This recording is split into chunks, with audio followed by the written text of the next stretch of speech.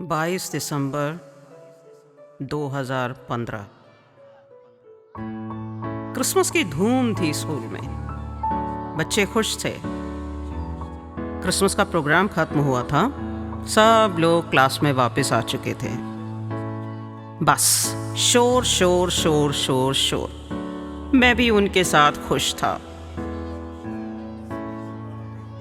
एक ही चीज का इंतजार था, वह था क्रिसमस केक। सब लोग क्लास में बैठे क्रिसमस केक का इंतजार कर रहे थे। मैं उनके साथ हंस रहा था, बोल रहा था। बहुत ही खुशनुमा माहौल था।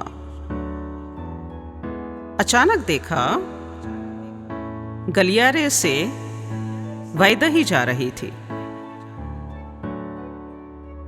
वैदेही से मिलवाता हूं मैं आपको।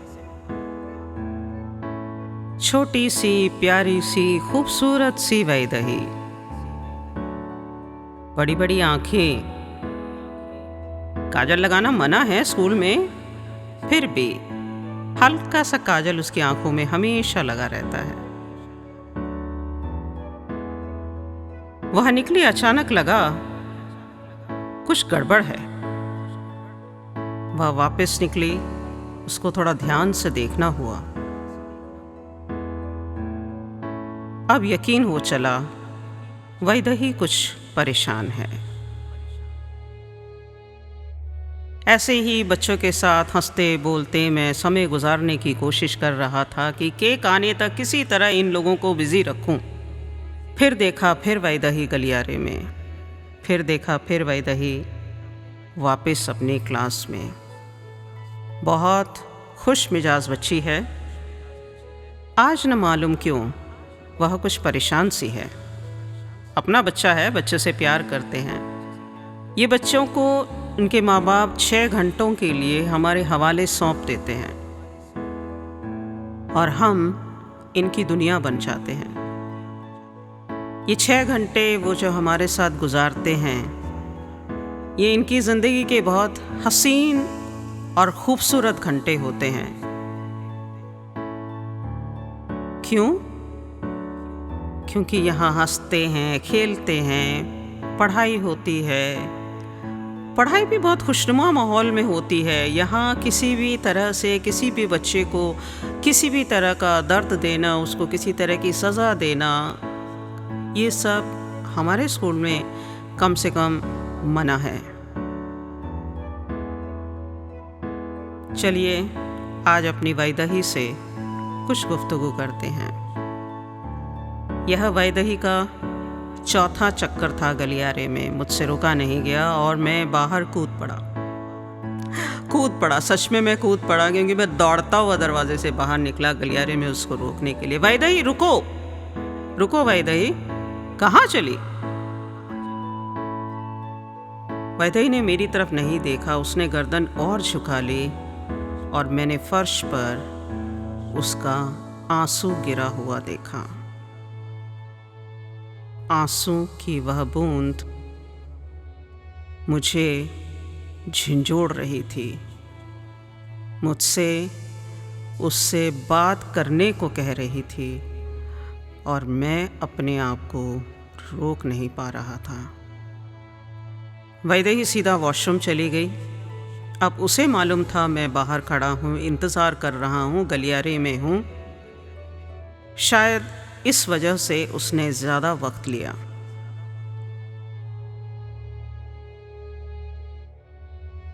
वैदेही बाहर आई, मुझसे नज़रें चुराकर रास्ता बदल कर निकलने की कोशिश करने लगी। मैंने उसका हाथ पकड़ लिया। वैदेही रुको बेटा। वह रुक गई। सब ठीक तो है वैदेही? उसने भारी आवाज में कहा। सर, मैं बिल्कुल ठीक हूं। फिर तुम्हारी आंखें इतनी लाल, चेहरा इतना लाल, क्या हुआ? सर, वो आपको मालूम है ना कि मुझे एलर्जी की प्रॉब्लम है। अभी कुछ कुरकुरे कुछ खा लिए थे मैंने, पता नहीं मेरे फ्रेंड्स ने किसी ने खिला दिया, बस तब से एलर्जी बहुत ज़्यादा बढ़ गई और मैं बहुत दिक्कत में हूँ। तो बार बार मैं मुँह धोने के लिए वॉशरूम जा रही हूँ। इतना कहते ही उसकी आंखों से आंसुओं की बौछार बह निकली। मेरे लिए इतना ही काफ़ी था। मैंने उसके कंधे पर अपने हाथ रखा और पूछा, वैदेही, मुझसे बोल सकती हो? बोलो बेटा, क्या है? क्या है जो तुम्हें इतनी तकलीफ़ दे रहा है कि तुम मेरे सामने मुझसे झूठ बोल रही हो?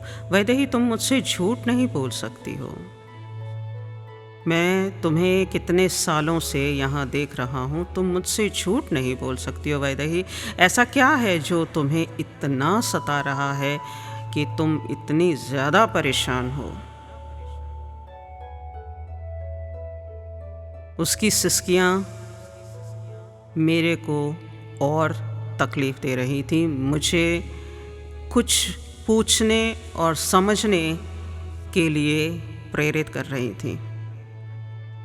सिसकियाँ रोक नहीं पा रही थी और मैंने उस बच्चे को एक प्यारी सी छोटी सी झप्पी देकर उसको शांत करने की कोशिश करी, क्योंकि आज इस वक्त इस बच्चे को मेरी ज़रूरत है और मैं इसे अकेला नहीं छोड़ सकता। वैदेही, बोलो बेटा।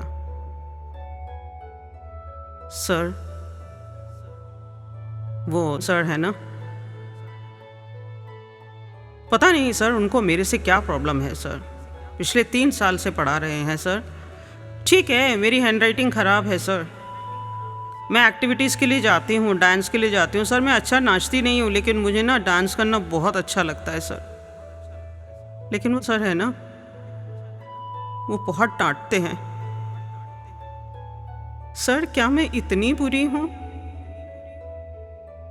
ठीक है, मेरा काम पूरा नहीं था, मैं काम नहीं कर पाई थी, मैं एक्स्ट्रा करिकुलर एक्टिविटीज़ के लिए मैं बाहर थी, मैं स्टडी पीरियड में भी मैं बाहर थी, क्योंकि मुझे डांस ठीक से आता नहीं है। तो मेरी कोशिश रहती है कि मैं अकेले जाकर कहीं प्रैक्टिस करूं, अपने आप को थोड़ा सुधारूं, कि स्टेज पर लोग मेरी भी तारीफ़ करें सर। आपको पता है, उन्होंने पूरी क्लास के सामने मेरी कॉपी फाड़ कर फेंक दी सर। सर, मेरी माँ बहुत गरीब है, वह दिन रात काम करती है, तब मेरा और मेरे भाई बहन का पढ़ाई का खर्चा उठा पाती है। सर ने अच्छा नहीं किया। अब मुझे मालूम है मैं बहुत बुरी हूँ, मैं किसी लायक नहीं हूँ, ज़िंदगी में कुछ नहीं कर सकती हूँ। तो बेहतर है ना मैं अपनी जान दे दूँ। मैंने वैदेही को फिर गले से लगा लिया और इस बार वैदेही सुबक सुबक कर मेरे सीने से चिपट कर रो रही थी, ज़ोर ज़ोर से सुबक सुबक कर रो रही थी। मैंने वैदेही का हाथ पकड़ा और उसको सीधा लेकर मैं सिकरूम पहुंचा। सिकरूम ऐसी जगह जहां लोग जल्दी पहुंचते नहीं हैं। मुझे उसके साथ अकेले में बैठकर बातें करनी थी। मैंने अपनी क्लास की परवाह नहीं करी, मैं क्लास छोड़कर बाहर आया था।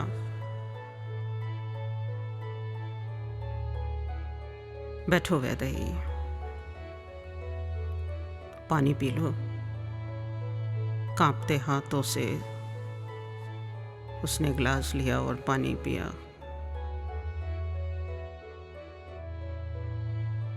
वैदेही, क्या आपको लगता है आप सचमुच किसी लायक नहीं हो? यस सर, मुझे लगता है मैं सचमुच किसी लायक नहीं हूँ। आपको ऐसा क्यों लगता है वैदेही? देखो ना सर, सब मेरी हंसी उड़ाते हैं, मेरी हैंडराइटिंग खराब है सर। इस एलर्जी की वजह से मेरा चेहरा हमेशा लाल रहता है, इतने सारे पिंपल्स हो रखे हैं। मैं कुछ भी नहीं कर पाती हूँ, मैं स्पोर्ट्स में भी नहीं कर पाती हूँ, मैं डांस भी नहीं कर पाती हूँ, मैं गा भी नहीं पाती हूँ सर, मैं कुछ भी नहीं कर पाती हूँ। शांत, वैदेही शांत। बेटा, मैंने देखा है आपको स्पोर्ट्स डे पर, आप रिले रेस में थे ना, मैंने देखा था आपको, कितना शानदार दौड़े थे। आपका हाउस तो जीता ही आपकी वजह से। नहीं सर, वो बस एक बार हुआ था, उसके बाद नहीं हुआ। कोई बात नहीं, फिर होगा, फिर कोशिश करेंगे। और वो जो ग्रुप डांस कंपटीशन था, बेस्ट परफॉर्मर थी तुम उसमें? कहाँ सर? वो तो सारिया को मिल गया था बेस्ट परफॉर्मर का। अरे वो तो जजेस को लगा सारिया है करके, मुझसे पूछो ना। मेरे लिए तो वैदेही थी उस वक्त बेस्ट परफॉर्मर। वो जो तुमने घूमर का स्टेप लेके नीचे से वो थाली के ऊपर पैर रखकर फिर थाली को सरकाती हुई जो तुम ले जा रही थी, वो कमाल का था। वो हर किसी के बस का नहीं था। बेशक सारिया को अवार्ड मिला, लेकिन उस स्टेप में सबसे बढ़िया परफॉर्मेंस तुम्हारा था। कितनी तालियां बजी थी तुम्हारे उस परफॉर्मेंस के लिए, याद है तुम्हें? हाँ सर, याद है। फिर कोई बात नहीं, सर ने डांट दिया, कोई बात नहीं, कॉपी फाड़ दी, कोई बात नहीं, हम बात करेंगे ना सर से, चिंता मत करो तुम। लेकिन इसका मतलब ये नहीं वैदेही कि तुम अपने मम्मी पापा से प्यार नहीं करती हो क्या? पापा बीमार रहते हैं, मम्मी काम करती हैं, दीदी है, उसकी शादी होने वाली है, भाई है, छोटा है, इनसे तो प्यार करती हो। हाँ सर, और ये भी तुमसे प्यार करते हैं। यस सर, मेरे मम्मी पापा दुनिया के सबसे अच्छे मम्मी पापा हैं। तो वैदेही, दुनिया के सबसे अच्छे मम्मी पापा आपसे प्यार करते हैं। और ये स्कूल कैसा है? स्कूल भी बहुत अच्छा है सर। तो आप एक अच्छे स्कूल में पढ़ते हो, मम्मी आपके लिए बेस्ट देती हैं। आपने भी बोला ना, मम्मी बहुत मेहनत करती हैं आपके लिए। आपको क्या लगता है, अगर आप अपनी जान दे दोगे तो ये सब चीज़ें क्या ठीक हो जाएंगी? ऐसा नहीं है ना? ठीक है, आपके साथ जो हुआ वो गलत था, कोई बात नहीं, बात करेंगे, इस चीज़ का रास्ता निकालेंगे। लेकिन बाबू, आप जान देने जाओ, यह ठीक नहीं है। आपकी जान आपके माँ बाप के लिए बहुत प्रेशियस है। और मैं तुम्हें प्रॉमिस करता हूँ वैदेही, तुम हमारे स्कूल की बेस्ट स्पोर्ट्स पर्सन बनोगी। वैदेही की आंखों में चमक दिख रही थी, वैदेही मुस्कुरा रही थी। और मैं एक हताश पिता की तरह उस मासूम से बच्चे को संभालने और समझाने की कोशिश कर रहा था। उसकी आंखों की चमक मुझसे यह कह रही थी, हाँ ज़मीर, कुछ ठीक हो रहा है, कुछ संभल रहा है, संभाल लो इस बच्चे को।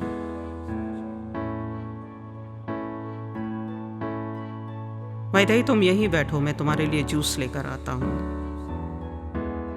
मैं दौड़ता हुआ कैंटीन गया, वैदेही के लिए जूस लेकर आया, जूस पिलाया।